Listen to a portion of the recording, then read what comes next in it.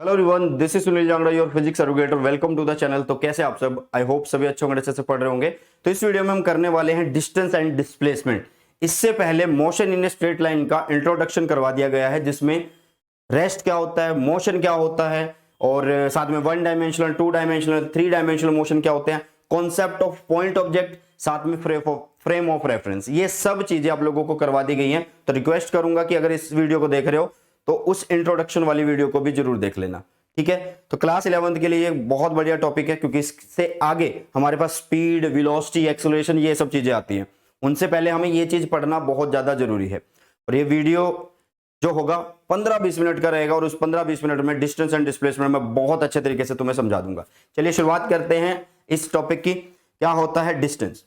देखिए, डिस्टेंस क्या है कि एक्चुअल पाथ जो हम कवर करते हैं। मान लीजिए कोई एक मूविंग बॉडी है, वो एक प्लेस से किसी दूसरे प्लेस पे जा रही है। जैसे कि अगर हम यहां पे देखें, ए से बी अगर है, ए से बी अगर हमें जाना है या बॉडी को जाना है, तो वो कुछ ऐसा डिस्टेंस फॉलो कर सकती है। यहां से यहां जा सकती है, यहां से यहां जा सकती है या नहीं जा सकती है भाई?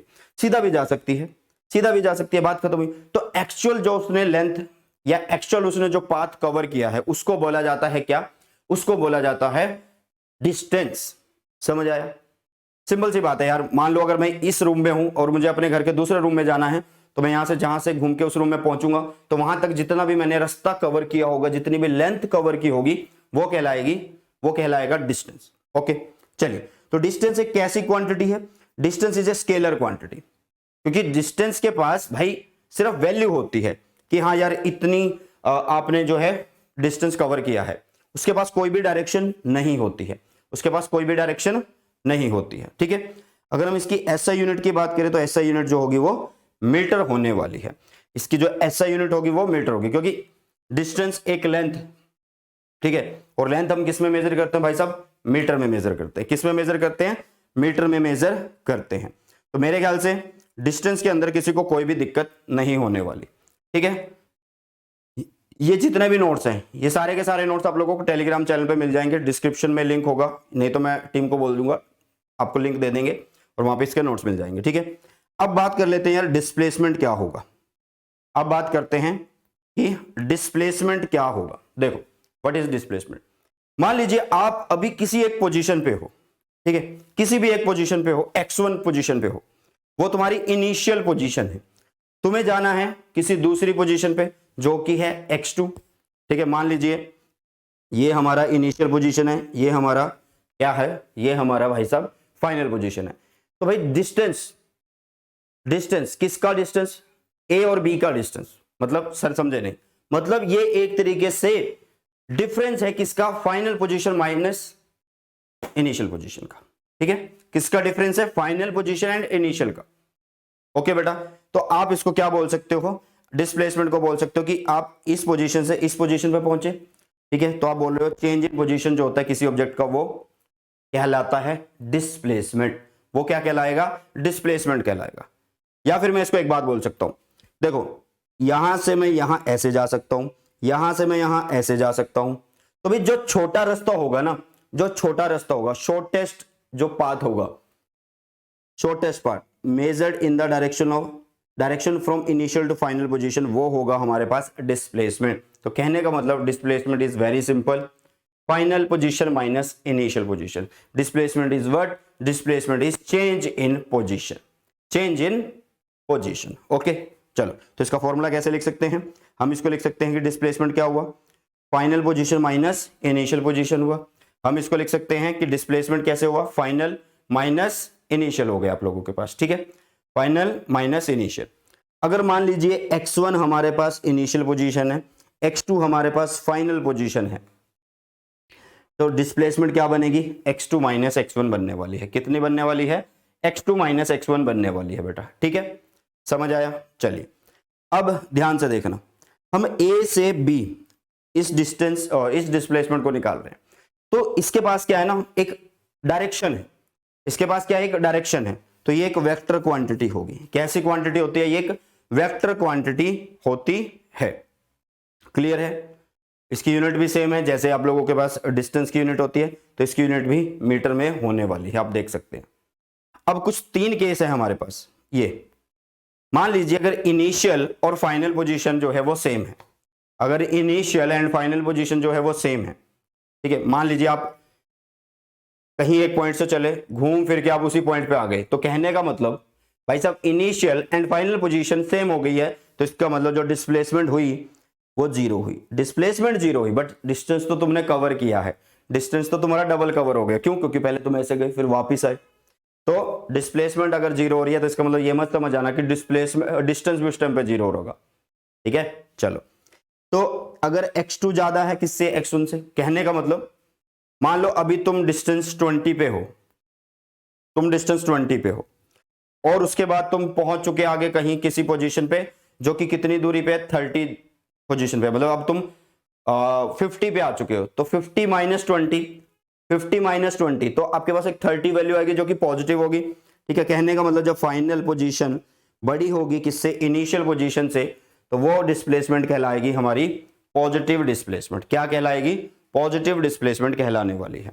ओके, अगर मैं बात करूं इनिशियल पोजीशन, अगर बात करूं मैं किसकी इनिशियल, अच्छा एक मिनट रुको, यहां पे थोड़ा सा हमने इसको ऐसे लिखना पड़ेगा, देखो, तो थोड़ा सा हमें ऐसा लिखना पड़ेगा, अगर x1 जो है वो बड़ा हो जाए किससे? x2 से, मतलब मान लीजिए आप यहां पे ओरिजिन पे हो, ठीक है, यहां पे आप यहां पे ओरिजिन पे हो, आप यहां से सॉरी यहां से यहां तक आपकी पोजीशन अभी कितनी है? x1, यहां पे 20 है, तो अब आप इधर आ गए हो, इधर इधर आ गए हो, तो आप x2 इधर हो गया, तो इसके केस में क्या होगा? x2 छोटा माइनस x1 बड़ा है, तो वैल्यू जो आएगी वो नेगेटिव आएगी, वैल्यू क्या आने वाली है? वो नेगेटिव आने वाली है, वो क्या आने वाली है? नेगेटिव आने वाली है, ठीक है, क्योंकि x2 माइनस x1 करना है और x2 यहाँ पे क्या है? छोटा है, तो ये होगा आप लोगों के पास क्या? डिस्प्लेसमेंट जो है वो नेगेटिव हो जाएगी, डिस्प्लेसमेंट जो है वो नेगेटिव हो जाएगी।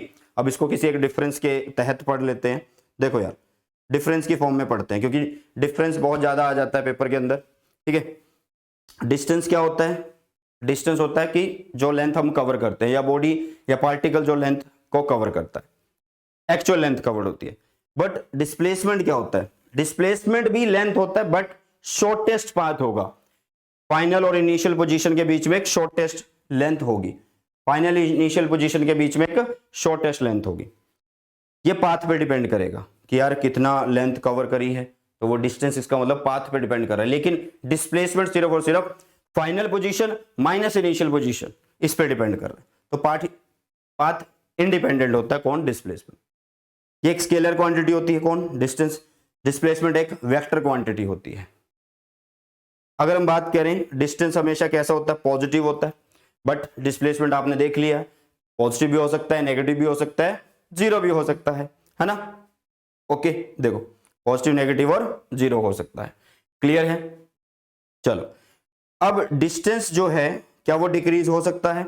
भाई नहीं, डिस्टेंस तो डिक्रीज हो ही नहीं सकता। मान लो अगर मैं यहाँ पे खड़ा हूं, किसी भी डायरेक्शन में अगर मैं यहां से चलूंगा, अगर किसी भी डायरेक्शन में मैं चलूंगा तो इसका मतलब मैं पाथ लेंथ कवर कर रहा हूं, कोई एक पाथ को मैं कवर करूंगा, कोई एक लेंथ को मैं कवर करूंगा और वो डिस्टेंस होगा, तो that's why distance can never decrease, वो डिक्रीज नहीं होगा, ठीक है। क्या डिस्प्लेसमेंट डिक्रीज हो सकती है? हो सकती है। अभी नेगेटिव में यही तो समझा है कि x2 अगर छोटा है x1 से, इसका मतलब क्या हुआ कि डिस्प्लेसमेंट डिक्रीज हुई, नेगेटिव आ रही है भाई साहब, ठीक है। चलो, अब यहां पे एक नोट बना के लिख लो जो कि बहुत ज्यादा जरूरी है आप लोगों के लिए। तो इससे हमें एक बात पता लग रही है कि हमेशा जो डिस्प्लेसमेंट का मैग्नीट्यूड होगा, वैसे डिस्टेंस जो होता है उसका मैग्नीट्यूड की बात कर रहे हैं, जो डिस्टेंस का मैग्नीट्यूड होगा वो हमेशा ग्रेटर देन इक्वल टू होगा किसके?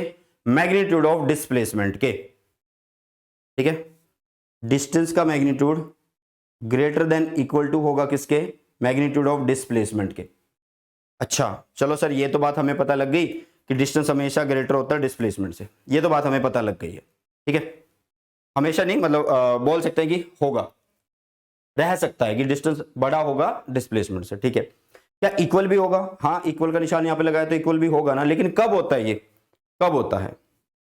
कब होता है ये? इसको ना थोड़ा चेंज करके लिखो, इसको ऐसे लिखो कि distance is equal to displacement, distance is equal to displacement, ऐसे करके लिख लो, इसको यहां पे करके लिख लो, ठीक है।